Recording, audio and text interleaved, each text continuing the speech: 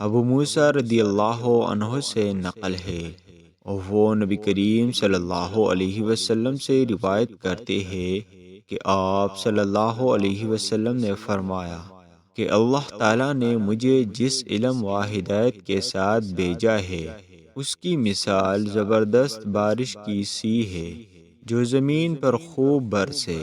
بعض زمین جو صاف ہوتی ہے وہ پانی کو پی لیتی ہے اور بہت بہت سبز اور گھاس اگاتی ہے، اور بعض زمین جو سخت ہوتی ہے وہ پانی کو روک لیتی ہے۔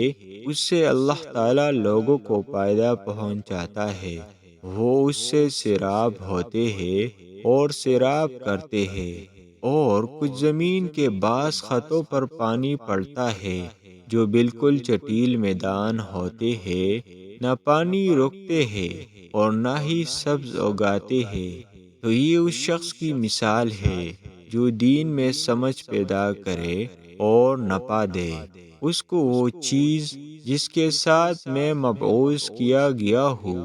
اس نے علم دین سیکھا اور سکھایا، اور اس شخص کی مثال جس نے سر نہیں اٹھایا، انہیں توجہ نہیں کی، اور جو ہدایت دے کر میں بھیجا گیا ہوں اسے قبول نہیں کیا۔